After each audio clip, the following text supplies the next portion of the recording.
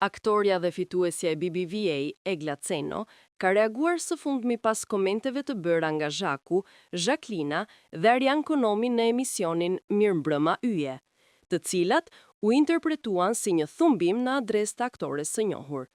E pyetur gjatë emisionit Shqipëria Live, lidhur me deklaratat e tyre, Ceno u përgjigj me qetësi, duke shmangur konfliktin dhe duke nënvizuar se nuk e sheh veten të përfshirë në asnjë lloj polemike.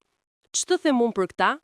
U shpreh Egla me një ton të prerë, duke lënë të kuptohet se nuk dëshiron të komentojë më tej për personat që, sipas saj, mund të reagojnë në emrin e saj pa asnjë arsye të vërtetë.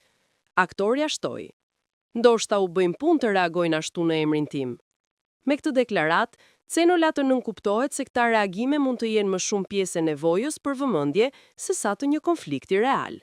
Reagimi i saj vjen pas një periudhe ku emri i Egla Cenus ka qenë shpesh në qendër të mediave, për shkak të debateve televizive dhe proceseve ligjore, por aktoria duket e vendosur të qëndrojë larg zhurmës, duke preferuar të mos i japë rëndësi komenteve që, sipas saj, nuk kanë bazë.